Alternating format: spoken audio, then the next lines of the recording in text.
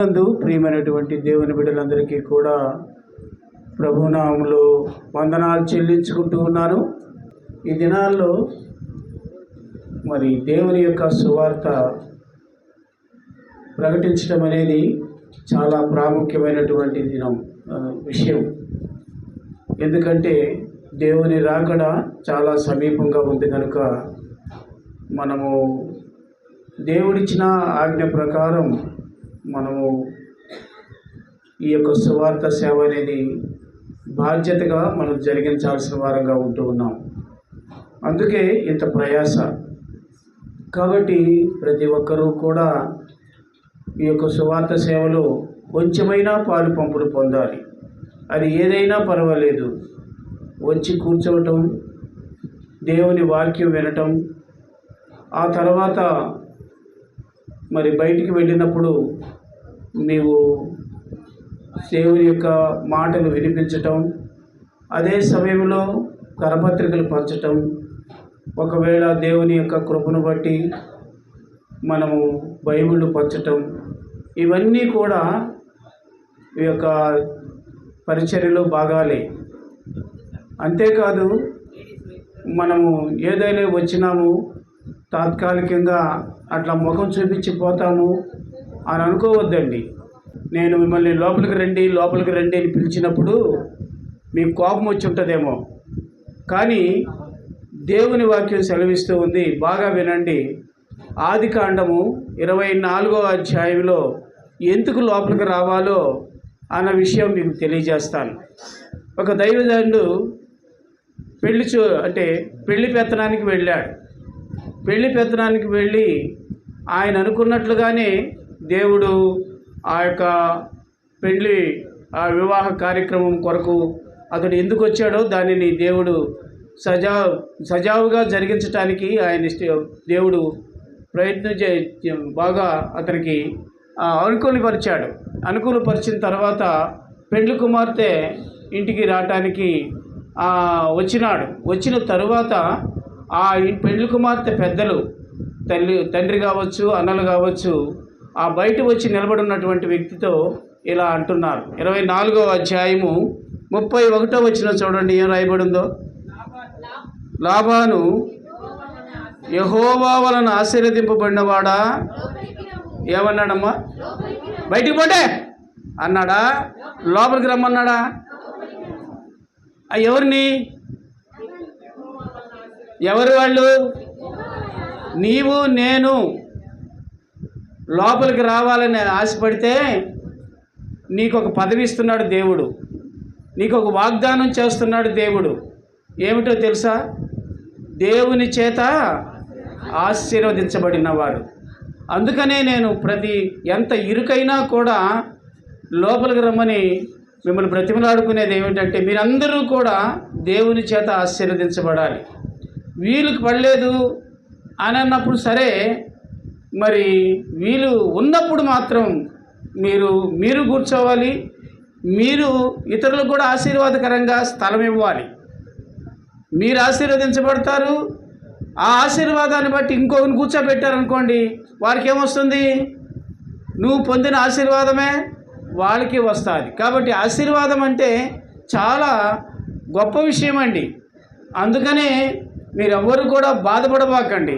వీలున్నంత వరకు కొద్దిసేపు, మరలా ఒక అరగంట తర్వాత మనం అందరం కూడా మళ్ళా బాగా కాళ్ళు అరిగిపోయేటట్టుగా తిరగాలి కదా. కాబట్టి ఇది గుర్తు చేసుకోవాలని ప్రభు పేరట మీకు మనవి చేస్తూ ఉన్నాను. మరి దేవుడు మనకిచ్చినటువంటి వాగ్దానం ఏమిటి అంటే, ఈ సంవత్సరము యెషయా గ్రంథం 26వ అధ్యాయము 12వ వచనంలో దేవుడు అక్కడ తన వాక్యములో, తన వాగ్దానంలో చెప్పినటువంటి విషయాలు 6 ఉన్నాయని మనం గుర్తు చేసుకున్నాం. ఇప్పటి వరకు మనము 5 సంఘాల్లో 5 విషయాలను మనం గుర్తు చేసుకున్నాం. మొదటిదిగా మనం చూసినట్లయితే మన దేవుడు సమాధానం ఇచ్చే దేవుడని, సమాధానమైన సువార్తను మనం ప్రకటించాల్సిన వారం ఉంటున్నాం. రెండవదిగా మనం చూసినట్లయితే మన దేవుడు స్థిరపరిచే దేవుడు కనుక స్థిరపరిచేటటువంటి సువార్తను మనం ప్రకటించే వారంగా ఉండాలి. మూడవదిగా మనం చూసినట్లయితే పిల్లరా, నిజమైన మన దేవుడు అనగా మనము నమ్మినటువంటి దేవుడు నిజమైన దేవుడు కనుక ఇతరులకు కూడా ఆ నిజమైన దేవుణ్ణి వివరించి ప్రకటించి మనము సువార్త చేయవలసిన వారంగా ఉంటూ ఉన్నాం.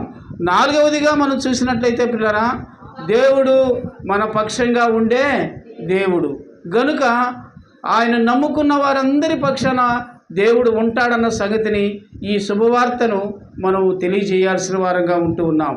ఐదవది మనం చూసినట్లయితే ఆయన ఏం చేసేవాడుకున్నాడు. ఐదవదిగా మనం చూసినట్లయితే మన పనులన్నింటిలో ఆయన తోడుగా ఉండే దేవుడుగా. ఎలాంటి వాడు మన దేవుడు? తోడై ఉండే దేవుడు. మరి అందులోనే మరొక భాగాన్ని మీ ముందుకు నేను తీసుకురావాలని ఆశపడుతున్నాను.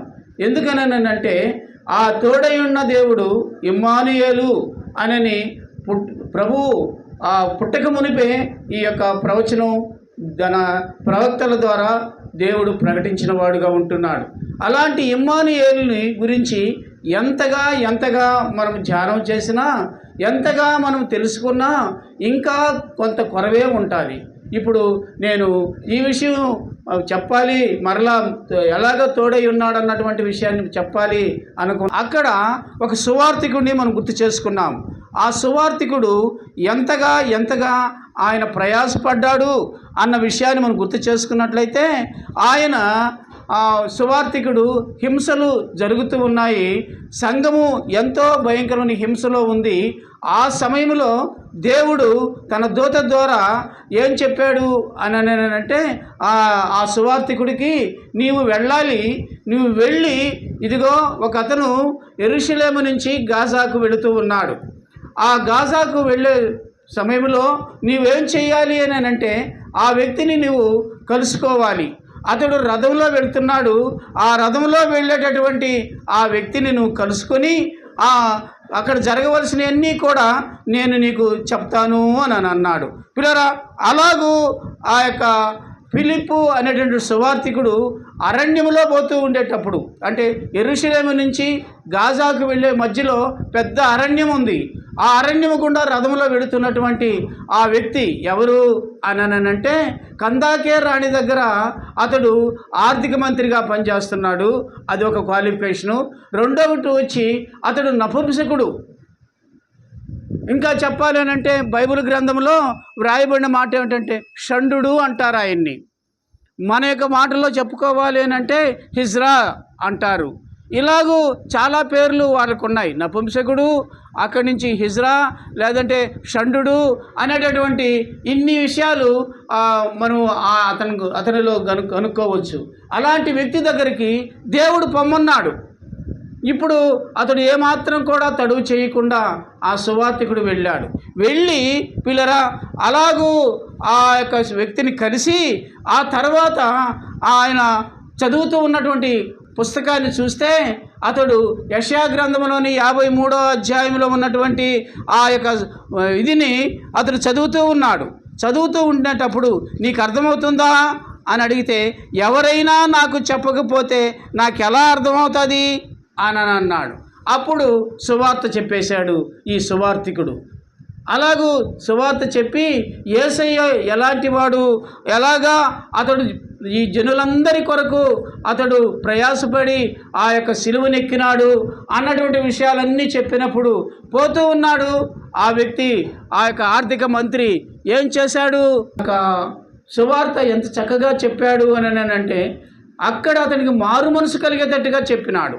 మారు మనసు కలిగేటట్టుగా చెప్పి ఆ యొక్క వ్యక్తి పోతూ ఉండగానే ఒక మాట అన్నాడు. ఎవరు? ఆ యొక్క ఆర్థిక మంత్రి ఏమన్నాడు అని అంటే, అయ్యా, నాకు బాప్తీసం ఇవ్వటానికి నీకేమైనా అభ్యంతరమా అన్నాడు.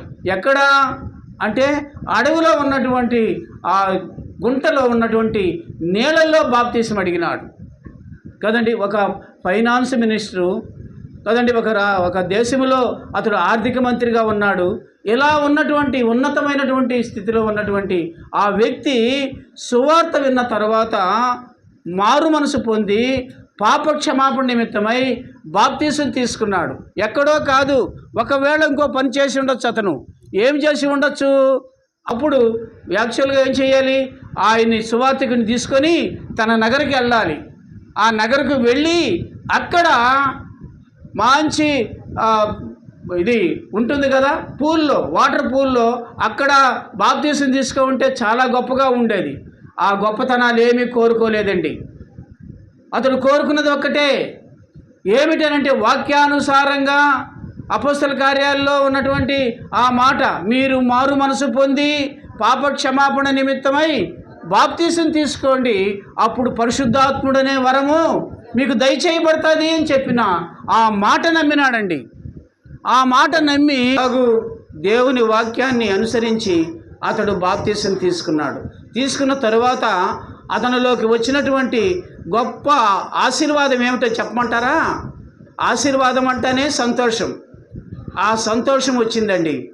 ఆశీర్వాదం నువ్వు పొందుతున్నావు అని అంటే దేవుని యొక్క శాంతి సమాధానంతో పాటు సంతోషం ఇస్తాడు. ఆ సంతోషం ఎక్కడ వస్తుంది అని అంటే పిల్లరా, దేవుని వాక్యం విని దాని ప్రకారము కదండి మనం నడుచుకున్నప్పుడు తప్పనిసరిగా దేవుని యొక్క నామములో మనకు రావాల్సిన ఆశీర్వాదాలు, దీవెనలు దేవుడు మనకు మెండుగా దయచేసేవాడుకుంటున్నాడు. పిల్లరా, ఈ సమయంలో గుర్తు చేసుకోండి, అలాగూ ఆ దినాన ఎవరు తోడుగా ఉన్నారు ఫిలిప్పుకి? మీరు చెప్పాలి ఇప్పుడు. ఎవరు? అంతేనా? అంతేనా?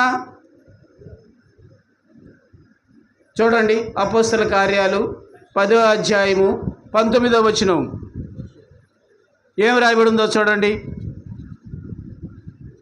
అపోస్తల కార్యాలు అమ్మా కాదు, క్షమించండి అమ్మా, 8వ అధ్యాయము 29వ వచనం. అప్పుడు ఆత్మ, ఇప్పుడు చెప్పండి, ఎవరు తోడుగా ఉన్నారు? పరిశుద్ధాత్ముడు పిలుపుతో ఉన్నాడు గనుక ఇప్పుడు అరణ్యమైన, చెట్లైనా, చేమలైనా, ఇంకా విషపురుగులైనా, ఇంకా క్రూర జంతువులైనా వాటి మధ్య ఆయన నడిచిపోయి పరిగెత్తుకుంటూ వెళ్ళి రథాన్ని అతడి దగ్గరికి వెళ్ళి ఆ రథము దగ్గర ఆ కూర్చున్నటువంటి ప్రధాన ఆ యొక్క ఫైనాన్స్ మినిస్టర్తో మాట్లాడగలిగినాడు. కదండి, ఆర్థిక మంత్రితో మాట్లాడగలిగినాడు, సువార్త చెప్పినాడు. ఇప్పుడు చూడండి, మళ్ళీ 39వ వచనంలో కూడా చూడండి ఏం రాయబడి ఉందో. వారు నీళ్లలో నుండి వెడలు వచ్చినప్పుడు ప్రభువు ఆత్మ ఫిలిప్పును కొనిపోయెను. కాబట్టి చెప్పండి, ఇప్పుడు ఫిలిప్పుకి ఎవరు తోడుగా ఉన్నారు? మనము సువార్త చెప్తూ ఉంటే మనకు తోడుగా ఎవరుంటారు? పరిశుద్ధాత్ముడు ఉంటాడు కదండి. ఇది మొదటిది, పోయినసారి చెప్పినటువంటిది. ఈసారి ఎవరు తోడుగా ఉంటాడో చూడండి పిల్లరా. ఎవరు తోడుగా ఉంటాడు? ఏ దానికి తోడుగా ఉంటాడు? దేవుడు ఇమ్మానుయేల్ అని చెప్పినాము మనము. ఆ దేవాది దేవుడు మనకు తోడుగా ఉంటాడని చెప్పినాము. ఏ విషయంలో తోడుగా ఉంటాడు? ఇక్కడైతే ఆ ఫిలిప్పు అక్కడికి వెళ్ళేదాని కొరకై పరిశుద్ధాత్ముడు తోడుగా ఉన్నాడు. ఒక గొప్ప వ్యక్తిని ఒక విధంగా చెప్పాలంటే ఆ వ్యక్తి మారు మనసు పొందేటట్లుగా ఫిలిప్పును వాడుకున్నాడు. రక్షణ ఆ వ్యక్తికి వచ్చేటట్లుగా చేసినాడు కదండి. అది ఎంతటి కష్టమైన, నష్టమైన, శ్రమ అయినా, బాధ అయినా ఆ యొక్క సువార్థికుడు ఏమి బాధ అనుకోకుండా అతడు చేసినాడు గనుక దేవుని యొక్క నామములో ఆ వ్యక్తి రక్షింపబడ్డాడు. మరి ఈ దినాన ఒకసారి చూడండి పిల్లరా, ఒక వ్యక్తి ఉన్నాడు, అప్పటికే అతనికి 80 ఏళ్ళు వచ్చేసినాయి. 80 ఏళ్ళు వచ్చిన ఆ వ్యక్తికి దేవుడు ఇలాగా చెప్పాడు. మీరు కథగానే చెప్తాను చూడండి.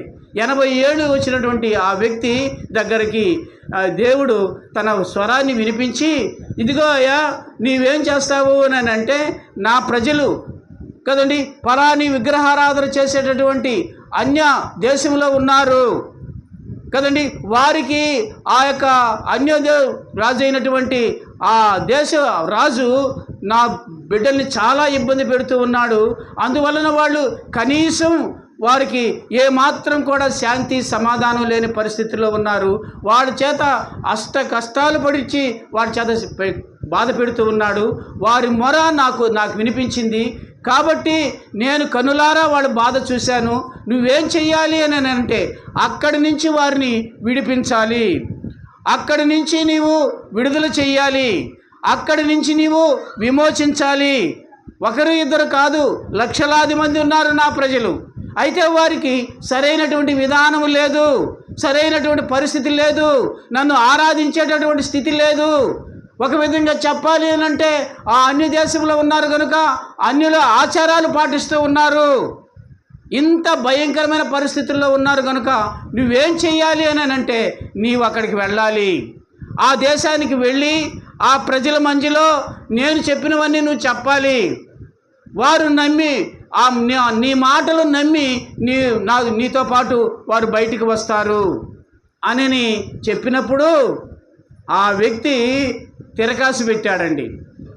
బాగా వినండి, ఈ దినాన్ని కూడా దేవుని సువార్త అంటే, దేవుని యొక్క పని అంటే, దేవుని యొక్క పరిచర్య అంటే ఎన్నో తిరకాసులు చెప్తూ ఉంటారు. అలాగే తిరకాసు పెట్టినాడు ఈ వ్యక్తి. ఏమన్నాడు అని అంటే, అయ్యా నన్ను బొమ్మంటున్నావు కదా, అక్కడికి వెళతాను, వారు ఎవరు పంపిస్తే వచ్చావయ్యా నువ్వు అని అంటారు అని అన్నప్పుడు నేనేం చెప్పాలయ్యా అని అన్నాడు. అని అంటే ఆయన చెప్పాడు, వింటున్నారా బయట కూర్చున్న వాళ్ళు? మిమ్మల్ని అడుగుతున్నా నేను. ఇప్పుడు మళ్ళీ క్వశ్చన్ వేస్తా మీకు. కాబట్టి బాగా అర్థం చేసుకోండి. ఏమీ లేదు, నా పేరు యెహోవా అని చెప్పు అని అన్నాడు. వాళ్ళకి అసలు ఏం తెలుస్తుందయ్యా, యెహోవా అని చెప్పమంటున్నావు అంటే దాని అర్థం చెప్తా చూడు, ఉన్నవాడు అనువాడు అని చెప్పు అని అన్నాడు. ఎవరంట మన దేవుడు? ఉన్నవాడు అనువాడు కదండి. ఆ పేరు చెప్పు అని అన్నాడు. చెప్తే చాలంటయ్యా, వింటారంటయ్యా అంటే ఇంకొక మాట చెప్పు, నేను అబ్రహాము, ఇస్సాకు, యాకోబుల దేవుడిని అని చెప్పు అని అన్నాడు. బాగానే ఉంది ఈయన చెప్పింది, అయినా నేను బాగుకూడదే, నేను బాగులే అనని మొదటి తిరకాసుకి దేవుడు ఆన్సర్ ఇస్తే దాన్ని పక్కన పెట్టి మళ్ళా అన్నాడు, అయ్యా నేను నోటి మాంద్యం కలిగిన వాడిని కదా, నాకు నత్తి, నేను వాళ్ళతో మాట్లాడలేనయ్యా అని అన్నాడు. పిల్లరా జ్ఞాపకం చేసుకోండి, ఇది రెండవ తిరకాసు. మనుషులు మనం కూడా అంతే, ఎన్ని అభ్యంతరాలు చెప్తామో మనం. ఇప్పుడు ఈ వ్యక్తి ఎవరు, 80 ఏళ్ల వ్యక్తి ఎవరు అని అంటే మోషే కదండి. ఆ మోషే 40 సంవత్సరాలు ఆ యొక్క దేశంలోనే ఉండి, అంటే అప్పటికి ఆ రాజు లేడులేండి, అంతకుముందున్న రాజు అక్కడ 40 సంవత్సరాలు ఉండి అక్కడ రాజభోగం అనుభవించి ఆ తర్వాత అక్కడ ఒక ఇబ్బందికరమైన పరిస్థితి వచ్చిన తర్వాత అక్కడి నుంచి పారిపోయి వచ్చేసాడు తన మామ దగ్గరికి. తన మామ ఏం చేశాడు, పిల్లనిచ్చి పెళ్లి చేసి ఇదిగో నా గొర్రెలు మేపు అని అన్నాడు.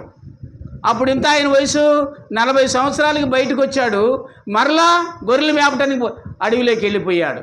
ఎన్ని సంవత్సరాలు అక్కడ గొర్రెలు మేపాడంటే 40 సంవత్సరాలు గొర్రెలు మేపాడు. దేవుని యొక్క ఉద్దేశంలో ఉంటే గొర్రెలు మేపినా కదండి, ఏ కూలి పని చేసుకున్నా, ఏ ఉద్యోగం చేసినా దేవుని నిర్ణయంలో ఉంటే నీ వయసును ఆయన లెక్క పెట్టడు. కానీ నీలో ఉన్నటువంటి ఉద్దేశాన్ని బట్టి, దేవునికి నీ పట్ల ఉన్నటువంటి ప్రణాళికను బట్టి ఆయన వాడుకుంటాడన్న సంగతిని నువ్వు గుర్తు చేసుకోవాల్సిన వారంగా ఉంటున్నావు. ఇప్పుడు ఆయన 40 సంవత్సరాలు నేను చెప్పినాను కదా, ఇప్పుడు 40 సంవత్సరాలు రాజనగర్లో ఉన్నాడు, అక్కడి నుంచి వచ్చేసాడు. ఆ తర్వాత 40 సంవత్సరాలు మామ దగ్గర గొర్రెలు మేపాడు. ఇప్పుడు 80 సంవత్సరాలు అయింది. 80 సంవత్సరాలప్పుడు అతన్ని ఐగుప్తు దేశానికి వెళ్ళమంటున్నాడు. అర్థమైందా? ఇప్పుడు ఐగుప్తులో ఎవరున్నారు? లక్షలాది మంది దేవుని బిడ్డలు ఉన్నారు, కానీ వారందరూ అష్ట కష్టాలు పడుతూ ఉన్నారు.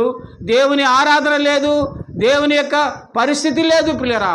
అలాంటి పరిస్థితుల్లో ఉన్నవారిని సరైనటువంటి స్థితిలోకి తీసుకురావాలని వారి కష్టాలన్నీ ఆయన తీసివేయాలని మోషేను పంపిస్తూ ఉంటే మొదటి తిరకాసు పెట్టాడు, దానికి ఆయన చెప్పాడు. తర్వాత చూడండి పిల్లరా ఏం జరిగింది అని అంటే, నిర్గమాకాండంలో మనం చూస్తున్నటువంటి విషయాన్ని మనం గుర్తు చేసుకుంటే చూడండి ఏం రాయబడిందో. అక్కడ మనం చూసినప్పుడు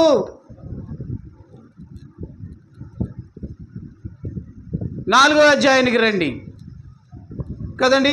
4వ అధ్యాయానికి వచ్చినప్పుడు అక్కడ అయ్యా వారు నన్ను ఎట్లా నమ్ముతారు, మొదట ఆ మాట చెప్తాను అనుకో, తర్వాత నమ్ముతారా వాళ్ళు అని అంటే చూడండి, అందుకు మోషే ఏమంటున్నాడో చూడండి పిల్లరా. చిత్తగించుము, వారు నన్ను నమ్మరు, నా మాట వినరు, యెహోవా నీకు ప్రత్యక్షము కాలేదందురు అని ఉత్తరం ఇయ్యగా. చూడండి పిల్లరా, ఇప్పుడు బాగా గుర్తు చేసుకున్నట్లయితే నిన్ను నమ్మరని నువ్వు ఎందుకు అనుకుంటావు? అయితే నేను ఒక పని చేస్తాను. ఏమిటి అని అంటే, ఈయన ఏం చేసేవాడమ్మా? మోషే ఏం చేసేవాడు దేవుడు మాట్లాడేటప్పుడు? Very good. అయితే లైన్లోనే ఉన్నారైతే కదా. గొర్రెల మేపు వాళ్ళ చేతుల్లో ఏముంటాయి? అబ్బా, అటు చూసి చెప్తున్నారా లేకపోతే మామూలుగానే చెప్తున్నారా? సరే, ఏముంది? అదే మోషేని అడిగాడు దేవుడు, ఏముంది నీ చేతిలో అని అడిగాడా లేదా? ఎందుకని? వారు నన్ను నమ్మరయ్యా అని అంటే ఏడు తిరగాసి పెడుతున్నాడు, నేను నమ్మరు అని అంటే దేవుడు ఏం చెప్తున్నాడో తెలుసా? నీ చేతిలో ఏముంది? మీ చేతిలో ఏముంది? మా చేతిలో ఏమీ లేవు. మరి ఏం చెప్పలేదేమైతే? ఇది కూడా ఒక కర్రే, ఇది కూడా ఒక ఆయుధమే. కాబట్టి మన చేతుల్లో ఆయుధం ఉంది. ఆ ఆయుధాన్ని ఎప్పుడు వదిలిపెట్టకూడదు దేవుని బిడ్డలుగా. చాలామంది దాన్ని పక్కన పెట్టేస్తారు. సరే, అలా ఉంటే కర్ర ఉందయ్యా అని అన్నాడు. ఆ కర్ర నువ్వు ఇప్పుడు ఏం చెయ్యాలి అని అంటే కింద పడేయి అని అన్నాడు. ఆ కర్రను కింద పడేయటంతో అది ఏమైందో చెప్పండి అమ్మా. అంటే అప్పుడు దాకా మోసే చేతిలో ఉండింది పామా? కర్ర. మరి ఏమైంది? అది పాము అయింది. పిల్లరా, పాము అవటంతో పరారైనాడు ఆయన. చాలా దూరం బయటికి వెళ్ళిపోయాడు భయపడిపోయి. ఓయమ్మో, నేను ఎంతవరకు పట్టుకోండి కర్ర కదా పామా అనని అది కింద పడ్డ తర్వాత బయటికి వెళ్ళిపోతున్నాడు. దేవుడు అన్నాడు, దాన్ని తోక పట్టుకో అన్నాడు. పట్టుకున్నాడా లేదా? తోక పట్టుకుంటే ఇప్పుడు మళ్ళీ కర్ర అయింది. అసలు కర్ర ఏంటో తెలుసా?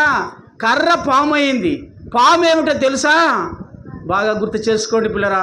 మోషేకి దేవుడు ఎంత తోడుగా ఉండి ఎంత ధైర్యం ఇవ్వాలనుకున్నాడో ఒకసారి మనం చూస్తే, ఐగుప్తీయుల యొక్క రాజులు కిరీటంలో ఏముంటుందో తెలుసా? పాము ఉంటుంది, పాము చిహ్నం ఉంటుంది కదండి.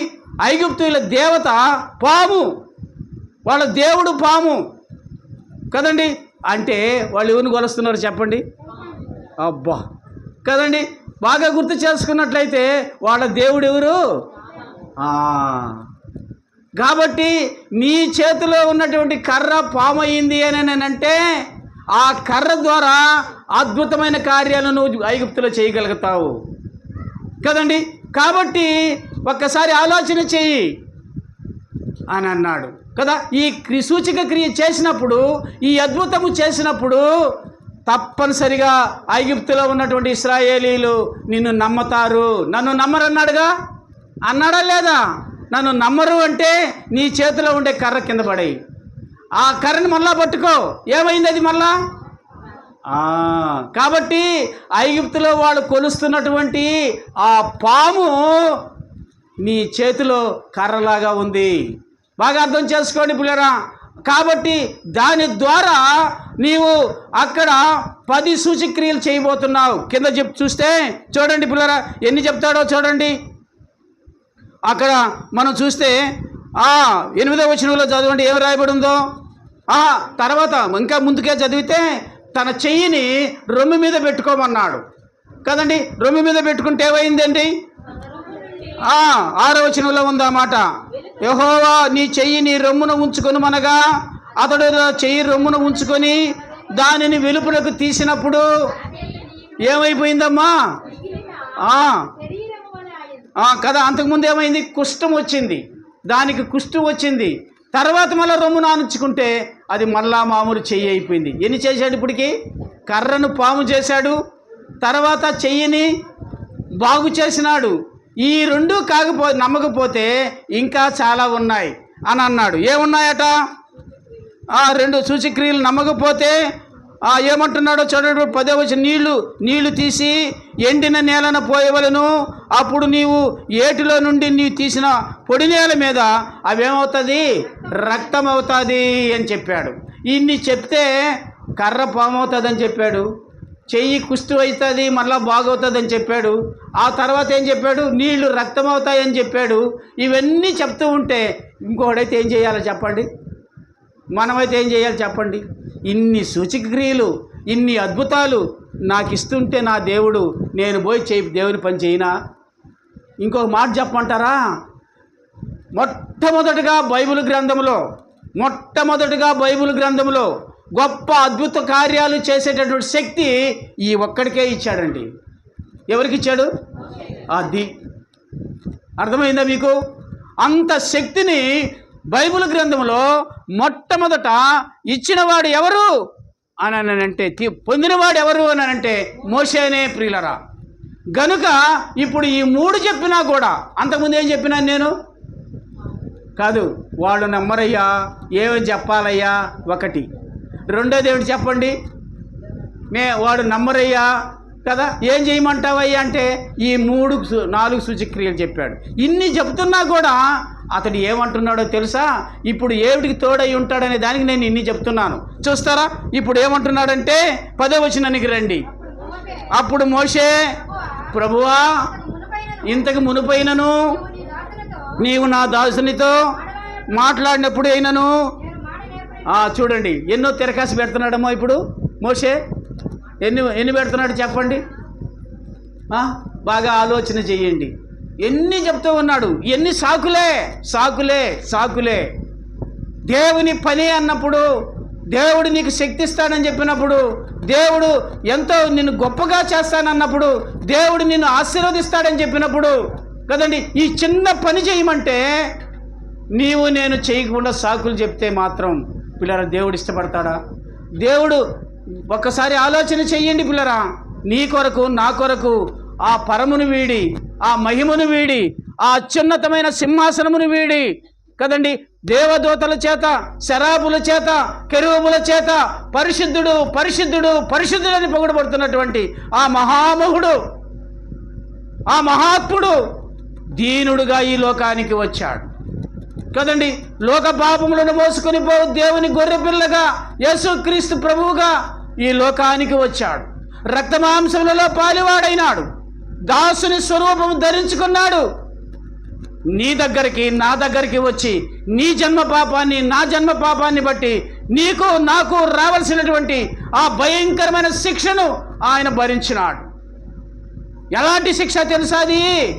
ఒక్కసారి మనం ఆలోచన చేస్తే, తల మీద ముళ్ళ కిరీటం, కాళ్ళు చేతుల్లో మేకులు, పక్కలో బలిపు పోటు, వీబంతా కొరడా దెబ్బలు, ముఖం మీద ఉమ్మేయించుకున్నాడండి. ఎవరికి రావాలి ఈ శిక్ష? మనకు రావాలి. అవన్నీ మన స్థానంలో ఆయన నిలిచి కదండి, ఒక నిలువు కొయ్యకి, ఒక అడ్డ కొయ్యకు 3 మేకుల మీద ఆయన వేలాడినాడు. అమలారా ఇలా జ్ఞాపకం చేసుకోండి. ఇంతగా నన్ను ప్రేమిస్తే నువ్వేం చేస్తున్నావు కదా? ఈ చిన్న పని చేయమన్నాడు. మీరు వెళ్ళి సర్వలోకానికి, సర్వ సృష్టికి నా సువార్తను ప్రకటించండి. నమ్మితే వాడు రక్షింపబడతాడు, నమ్మకపోతే వాడికి శిక్ష ఉంది.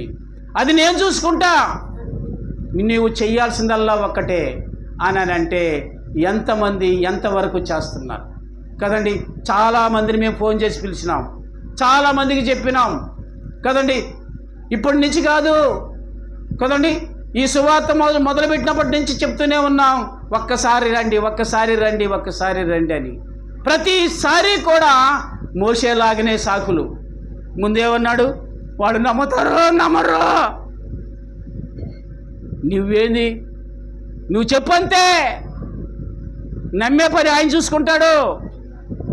నువ్వు చెప్పు అంతే, విశ్వసించే పని ఆయన చూసుకుంటాడు. నీ మీద ఏముండకూడదు, నెపం ఉండకూడదు, నేరం ఉండకూడదు. అది మోషే 80 సంవత్సరాలు వచ్చింది నీకు. నీ వయసు ఎంతో నాకు తెలియదమ్మా. మోషే సంగతి చెప్తున్నా, 80 సంవత్సరాలు వచ్చింది నీకు. ఇంకా సాకులు చెప్పేది మానలేదా? ఒకసారి హత్య చేశావు, పరారయ్యి వచ్చావు, మామ దగ్గర గొర్రెలు మేపుతున్నావు. ఇప్పుడు దేవుడే నేనే నీకు చెప్తుంటే వాళ్ళు నమ్ముతారో నమ్మరయ్యా అని అన్నావు. నమ్మించే బాధ్యత ఎవరిది చెప్పండి మీరు? అవునా కాదా? నువ్వు ఎలా నమ్మినావు అలాగే వాడు నమ్ముతారు. కానీ మనం ఏం చేయాలి? మన కొరకు కదండి ఆ యొక్క శిక్షణ అనుభవించి తన రక్తాన్ని కార్చి ప్రాణము పెట్టి మరణము గెలిచి తిరిగి లేచిన యేసయ్య నిజమైన దేవుడు అని చెప్పడానికి నోరు లేదా? చెప్పండి పిల్లరా. ఆ నోటి గురించే ఇప్పుడు చెప్తున్నాను నేను. ఇప్పుడు ఆ నోటి గురించే ఇప్పుడు చెప్తున్నాను. చూడండి పిల్లరా, ఏమైంది ఇప్పుడు? అబ్బా, వాడందరినీ తిట్టి కొట్టినప్పుడులే కదండి. మనోడు చూడాలంటే కొడాయిలు కాడికి చూసి చెప్పాలంటే ఒక పాస్టర్ చెప్తున్నాడు. ఎక్కడ చూడాలంటే మనోడు నోరు కుళాయి కాడ చూడాలంట కదా. ఏది ఏమైతేనేమి ప్రియులరా, ఇప్పుడు కుళాయి కాడ అవసరంలే, ఇంట్లోనే వేసుకుంటున్నారు కదండి. ఇంట్లోనే వేసుకుంటున్నారు తగులు. ఏదేమైతేనేమి ప్రియులరా, జ్ఞాపకం చేసుకోండి. నేను నోటి మాంద్యము గలవాడను. ఇంకా ఏమిటంట?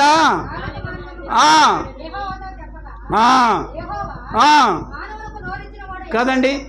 బాగా ఎలా అడుగుతున్నాడు చూడండి దేవుడు కదండి. నువ్వేమన్నా ఆ స్థితిలో ఉంటే ఈ దినాన దాన్ని మానేసి, నేను చెప్పలేనయ్యో, నేను చేయలేనయ్యో అనబాకు. ఎందుకు చెప్తున్నాను ఈ మాట అంటే, నీ నోటికి తోడయ్యి చదవండి. కింద రాయబడి ఉంది ఆ మాట. 12వ వచనంలో ఉంది. ఇప్పుడు తోడు అన్న మాట కదా మనం గుర్తు చేసుకుంటున్నది. ఎవరికి తోడై ఉంటాడంట ఆయన కదండి. ఫిలిప్పుకి ఎవరు తోడై ఉన్నారు కదండి. ఇప్పుడు ఎవరు తోడుగా ఉంటాడు మనకు? దేవుడే మన నోటికి తోడుగా ఉంటాడట. నమ్ముతున్నారా ఈ మాట? నమ్ముతున్నారా చెప్పండి. ఎందుకనంటే ప్రియురా, నీవు ఆ మాట మళ్ళీ చెప్తాను. యేసయ్య చెప్పున్నాడు, అది చెప్తాను. కాబట్టి మనకు తోడుగా ఉండే దేవుడు ఎవరు మన నోటికి? ఇమ్మానుయేలే, ఇమ్మానుయేలే కదండి. కాబట్టి ఏమంటున్నాడు? నీవు ఏమి పలుకోవలసినది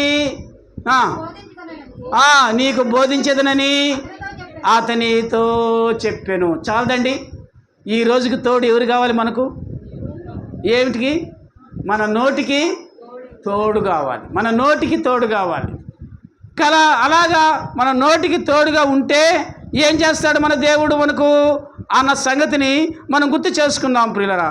ఎందుకనేనంటే బాగా గుర్తు చేసుకోండి. ఆ మాట చెప్పినాడో లేదో మనం చూస్తారా? మరి మత్తయి సువార్త 10వ అధ్యాయము 19-20 వచనాలు చదువుకుంటే అక్కడ రాయబడి ఉంది. చూడండి పిల్లరా, చూడండి పిల్లరా. ఒకవేళ మోషేలాగా భయపడే పని అయితే ఈ మాట వినండి, బాగా ఈ మాట వినండి. ఎన్ని సాకులు చెప్పాడో మోషే. అయితే మోషేను బలపరుస్తూ, అయ్యా నీకు నోరిచ్చింది ఎవరు? నీకు చెవులు ఇచ్చింది ఎవరు కదండి? నీకు కళ్ళు ఇచ్చింది ఎవరు? మరి నువ్వు ఎందుకయ్యా ఈ సాకులన్నీ చెప్తావు? నేను నీకు నోటికి తోడుగా ఉంటానయ్యా. దేవుడు చూడండి ఎంత ఓపిక గలవాడో కదండి. ఎందుకని? ఎంత ఓపిక ఆయనకి, ఎంత ప్రేమ ఆయనకి. నువ్వు ఎన్ని సాకులు చెప్తున్నా కూడా, మోషేలాగానే నువ్వు తప్పించుకోవాలనుకున్నా కూడా నీ ఎంట ఎందుకు పడుతున్నాడు ఆయన? ఆయన మనల్ని ఎంతో ప్రేమించాడు కనుక కదండి. ఆ సంగతి మనం మర్చిపోయి కదండి ఈ రోజుకి తప్పించుకుంటే ఏమైపోద్ది అని అనుకుంటున్నాం. కానీ ఇప్పుడు జ్ఞాపకం చేసుకోండి, దినానా నువ్వు తప్పించుకుంటావేమో కానీ దేవుడు నిన్ను మాత్రం వదిలిపెట్టడు. కారణం ఏమిటి అని అంటే పిల్లరా, ఆయన పేరే ఏముంది చెప్పండి? ఇమ్మానుయేలు కదండి. మనం కునకచ్చు, మనం నిద్రపోవచ్చేమో కానీ ప్రియురా, ఆయన కునికేవాడు కాదు, నిద్రపోయేవాడు కాదు కదండి. గనుకనే ప్రియురా, ఈ సమయంలో గుర్తు చేసుకున్నప్పుడు దేవుడు మనకు తోడై ఉన్నాడు గనక, మన నోటికి తోడై ఉన్నాడు గనక ఇప్పుడు చెప్తున్నాడు, యేసయ్య చెప్తున్నాడు, మీరు ఒకవేళ వెళ్ళినప్పుడు వారు మిమ్మల్ని ఏమైనా ఇదైతే ఏమని చెప్తున్నాడు చూడండి. ఆ మత్తయి సువార్తలో, వారు నిన్ను అప్పగించినప్పుడు నేను ఎలాగా మాట్లాడాలి, నేను ఏమి చెప్పేదను అని చింతపడబాకండి కదా. ఎత్తుకోబోతారు, బైబిల్ ఎత్తుకోబోతారు, పత్రిక ఎత్తుకోబోతారు.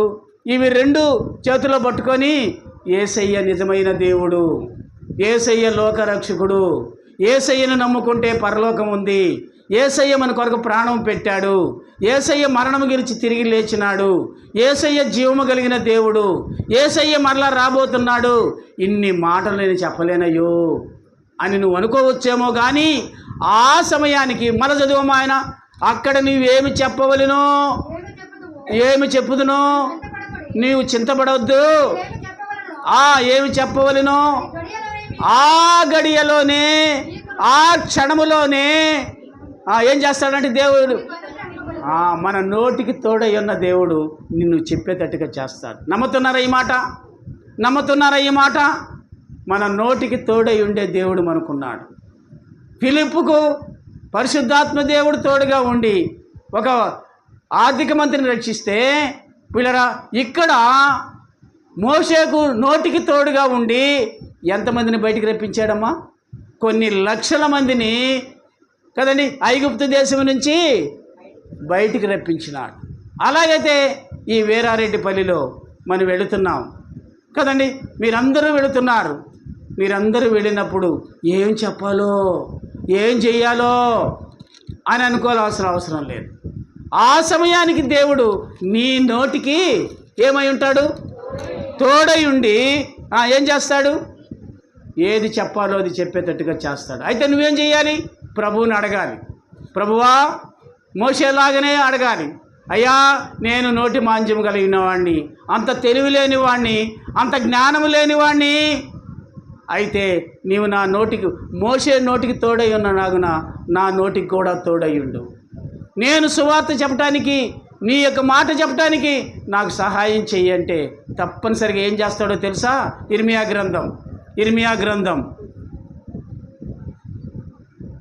గ్రంథం మొదటి అధ్యాయం, ఇర్మియా గ్రంథం మొదటి అధ్యాయం 9-10 వచనాలు చదువుకుందాం పిల్లరా. అప్పుడు యెహోవా చెయ్యి చాపి ఏం ముట్టాడంటమ్మా? అర్థమైందా మీకు ఇప్పుడు పిల్లరా? మహాప్రవక్త కావటానికి, ఇర్మియా ప్రవక్త కావటానికి ఇక్కడే స్టార్టింగ్. ఏమిటంట? అప్పుడు యెహోవా తన చెయ్యి చాపి నా నోరు ముట్టి ఇలాగు సెలవిచ్చెను, ఇదిగో నేను నీ నోటి మాటలు కదండి, చూసారా పిల్లలు? జ్ఞాపకం చేసుకోండి. నేను నా మాటలు నీ నోట ఉంచి ఉన్నాను, పెళ్ళగించుటకును, విరగొట్టుటకును, ఏం చేయటానికంట? ఒప్పింపజేయుటకును, పడద్రోయుటకును, కట్టుటకును. నేను ఈ దినమున జనముల మీదను రాజ్యముల మీదను ఎవరిని నియమించి ఉన్నాడమ్మా? మనల్నే నియమించి ఉన్నాడు. అమ్మలారాయలరా, నువ్వు చిన్నవాడువైనా, పెద్దవాడువైనా, వృద్ధుడువైనా కదండి, ఒక్కటి గమనించాలని ప్రభు పేరట మీకు మనవి చేస్తూ ఉన్నాను. మన నోరుని ముట్టి కదండి పెగ్గలించేటటువంటి శక్తినిచ్చే దేవుడు మన దేవుడు. ఎప్పుడైనా ఒకసారి ఆలోచన చేయండి. నేను కూడా అప్పుడప్పుడే ప్రభుని ఎరిగినప్పుడు ఒకసారి మందిరంలో ఆ రోజు ఆ పాస్టర్ గారు ఎక్కడికో వెళుతూ, నరసరావు నువ్వు ఈరోజు వాక్యం చెప్పాలయ్యా అన్నాడు. అది ప్రార్థనా సమయం, మామూలుగా వారంలో జరిగే అది నన్ను చెప్పమంటున్నాడు. ఏంది ఈయనంటే, ఆయన అన్నాడు ఎవ్వరు లేరు, నువ్వు తప్పనిసరిగా చెప్పాల్సి వస్తుంది, ఏదో ఒకటి చదువుకోబో అని అన్నాడు కదా. ఏం చేయాలి? అస్సలు అప్పటి వరకు నేను ఇంత మాత్రం నిలబడ్డవాడిని కాదు, నాకు అసలు అంత నాలెడ్జ్ కూడా లేదు. అలాంటప్పుడు ఏం చేయాలా? మరలా పోకపోతే బాగుండదు, ఏం చేయాలా అని అనుకొని మా ఆవిడ అందరూ వచ్చినారు, మా అత్తగారు అందరూ ఆడకు వచ్చినారు ఆ ప్రార్థనకి. ఎక్కడ? అదేం గుంట? ఉమారెడ్డి గుంటలో, నెల్లూరులో. మరి ఏం చేయాలి అని అంటే, పిల్లలు జ్ఞాపకం చేసుకోండి. నిజముగా నాకు ఇప్పుడు కూడా గుర్తుంది. ఆడకు పోయి నిలబడ్డాను, కాళ్ళు చేతులు మొత్తం షేక్ అవుతున్నాయి కదండి. చదివినాను కానీ ఆడు చెప్పటానికి నా వల్ల కాలేదు. ప్రభువా ఏం చెయ్యాలి అని అంటే, రోమిలికి రాసిన పత్రిక. ఎందుకు చెప్తున్నానంటే ప్రియులరా, నిజమే, మన నోరు ముట్టేవాడు తన వాక్కును మన నోట ఉంచేవాడు ఆ ప్రభువే. చూస్తారా ఏం రాయబడిందో చూడండి పిల్లరా. 8వ అధ్యాయంలోన మూలుగు వినిపిస్తుంది అక్కడ. 8వ అధ్యాయము 26వ వచనంలో చూడండి ఏం రాయబడి. అవునయ్యా, అదే అటువలే ఆత్మయు మన బలహీనతను చూచి సహాయం చేయుచున్నాడు.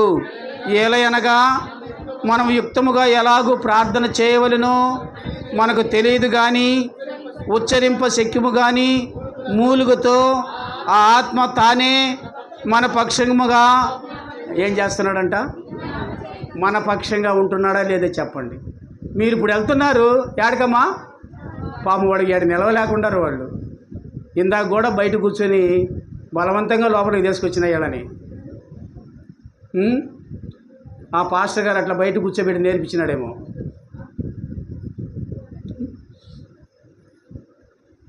సరే, బయటికి పోతే మీరు దేవుని వాక్యం వినరని మా బాధ అంతే. బయట ఉన్నోళ్ళు శ్రద్ధ కన్నా వినాలా. కాబట్టి ఈ సమయంలో గుర్తు చేసుకుందాం ప్రియరా. ఏదంట? మూలుగు వస్తుంది. మన పక్షంగా ఎవరు మాట్లాడతారు చెప్పండి? ఇప్పుడు చెప్పండి పిల్లరా. మనం ఏమి మాట్లాడాలో, బయటికి వెళ్ళి ఏ సువార్త చెప్పాలో ఎవరు మనకు? మన నోటికి తోడుగా ఉండే దేవుడు మనకున్నాడు కదండి. ఆత్ముడు, ఆ పరిశుద్ధాత్ముడు మనతో కూడా ఉండి ముందుకు నడిపించేవాడుగా ఉన్నాడన్న సంగతిని మనం గుర్తు చేసుకోవాల్సిన వారం ఉంటున్నాం. కనుక ఆ సమయంలో ప్రియుల గబగబా చదివాను. ఇది చదివి ఇలా ప్రార్థన చేసుకోవాలా అని చెప్పి కూర్చున్నాను. పోయి 5 నిమిషాలు 10 నిమిషాలు కూడా లేదు. ఈ లోపల కింద ఒంటికి కాదండి, చెవట మొత్తం కాలువలో పారింది. అంత భయం ఉండింది. ఈ దినానా పిల్లరా, మీరు వినాలే కానీ సాయంత్రం దాకానే చెప్తా. వద్దులే, అంత పని వద్దులే, అంత శిక్ష వద్దులే మీకు కదా, అదేదో నేనే భరిస్తా. కాబట్టి జ్ఞాపకం చేసుకోండి పిల్లరా. కనుక దేవుని యొక్క కృప మనకు తోడుగా ఉన్నప్పుడు మనం ఏం చేస్తాము? ఈ వీధుల్లో పోయి వెళ్ళేటప్పుడు పిల్లరా గుర్తు చేసుకోండి, ఆయన నువ్వేమీ లేదు ప్రభువుని అడుగు, అంతే చాలు. ప్రభువా సహాయం చేయి. ఆనాడు మోషే నోటికి తోడుగా ఉన్న దేవుడివి, ఇశ్రాయేలీయులను ఐగుప్తులో నుంచి, విగ్రహారాధన నుంచి, అన్య జనాంగంలో నుంచి తప్పించిన దేవుడివి, నడిపించిన దేవుడివి, విడుదల చేసిన దేవుడివి, విమోచించిన దేవుడివి. కేవలము కదండి మోషే నోటికి తోడుగా ఉండి నడిపించిన దేవుడివి. ఈ దినాన మోషే కన్నా గొప్పవాడిని కాదు నేను కదండి. నేను కేవలము అంతటికన్నా బలహీనుడు నేను. ఈ యొక్క వీరారెడ్డిపల్లిలో ఒక్కొక్క వీధికి వెళ్ళి తలుపు తట్టి వారికి సువార్త చెప్పడానికి కావాల్సిన సహాయం నాకు దయచేయి అంటే నీకు తోడుగా ఉండేవారు ఎవరు? ఇర్మియాకు నోటికి ఎవరు ముట్టారు కదండి. ఇర్మియా నోటిని ముట్టి ఏం చేశాడు? నువ్వేం చేయగలవు అని అన్నాడు. విరగొట్టగలవు, పెళ్ళగించగలవు కదండి. ఇంత గొప్ప స్థితిని దేవుడు మనకిచ్చేవాడుగా ఉన్నాడన్న సంగతిని మనం గుర్తు చేసుకోవాల్సిన వారంగా ఉన్నాం పిల్లరా. అలాగైతే ఈ సమయంలో గుర్తు చేసుకుందాం పిల్లరా. అలాగూ దేవుడు మనకు ఏ సమయంలో కావాలంటే ఆ సమయంలో దేవుడు మనకి ఇచ్చేవాడుగా ఉన్నాడు. అందుకనే 2వ పేతురు పత్రికలో మనం చూస్తే 1వ అధ్యాయము 21వ వచనంలో మనకు చూడండి పిల్లరా, మనం ఎలా పలకాలో కూడా ఎవరు తోడుగా ఉండి చెప్తారో. ఏలయనగా మనిషి యొక్క ఇచ్చను బట్టి కలగలేదు. బాగా అర్థం చేసుకోండి పిల్లరా. ఏ మాట అయినా, ఏ వాక్యమైనా, ఏదైనా కూడా మనుషుని యొక్క సొంత జ్ఞానంతో కాదు కానీ మనుషులు పరిశుద్ధాత్మ వలన ప్రేరేపింపబడిన వారై ప్రియర జ్ఞాపకం చేసుకోండి. పరిశుద్ధాత్మ వలన ప్రేరేపింపబడిన వారై దేవుని మూలముగా పలకతారు. గుర్తు చేసుకుందాం పిల్లరా. కాబట్టి మనకు ఆ దేవాది దేవుడు పరిశుద్ధాత్మను మనకు పంపించి ఈ యొక్క వీరారెడ్డిపల్లి ఈ ప్రాంతంలో ఆయన ఆత్మస్వరూపిగా మనకన్నా ముందుగా ఆయన సంచరిస్తూ ఉన్నాడు. నమ్మండి ఈ సంగతి కదండి. ఆయన సంచరిస్తూ ఉన్నాడు. నువ్వేం చెయ్యాలి అని అంటే నీకు నోటికి తోడుగా ఉన్నటువంటి ఆ దేవాది దేవుణ్ణి అడుగుతూ ముందుకు సాగు. ఏ సమయంలో ఎవరికి ఏది చెప్పాలో అది చెప్పండి. దేవుడు ప్రేరేపించిందే చెప్పండి. దేవుడు ఏది చెప్పమంటే అదే చెప్పండి కదా. మోషే వెళ్ళాడు, ఎన్నోసార్లు ఫరో భయంకరంగా తిట్టాడు. ఒక విధంగా చెప్పాలంటే, ఏ దేవుడయ్యా మీ దేవుడు? ఎవడు రమ్మన్నాడయ్యా మిమ్మల్ని? ఎవడా యెహోవా అని అడిగినాడు కదండి. ఒక్కొక్క సూచక్రియ జరుగుతూ ఉంటే ఆయన రెచ్చిపోతున్నాడే కానీ తగ్గలేదండి. అప్పుడు మోషే ఎలా ఉన్నాడు చెప్పండి. దేవుడే చెప్పాడు, నా ఇల్లంతటిలో లోకమంతటిలో సాత్వికుడు ఆ పేరు తెచ్చుకోవాలి దేవుని బిడ్డలు కదండి. బాగా గుర్తు చేసుకోండి పిల్లరా. మోషే అలాంటి వాడు 80 ఏళ్ళప్పుడు ఎంత ఓపికగా తిరిగి ఉంటాడు అక్కడ. ఐగుప్తు దేశమంతా తిరిగి కదండి, అయ్యా మీరు దేవుని ఆరాధన లేకుండా దూరం అయిపోతున్నారయ్యా, ఈ ఐగుప్తులతో కూడా కలిసి దయచేసి మీరు ఇలాగా ప్రభువుని ఆరాధించడానికి మీరు ముందుకు రండి అని చెప్పి బతిమిలాడాడు. అలాగైతే ప్రియరా, మనము అంత గొప్పగా మనం చెప్పలేకపోయినా సరే మనం గుర్తు చేసుకోవాల్సింది ఏమిటి అని అంటే ప్రియరా, ఆ సమయానికి దేవుడు మనకు వాక్కునిస్తే మాట్లాడండి, లేకపోతే మౌనంగా వెళ్తూ ఉండండి.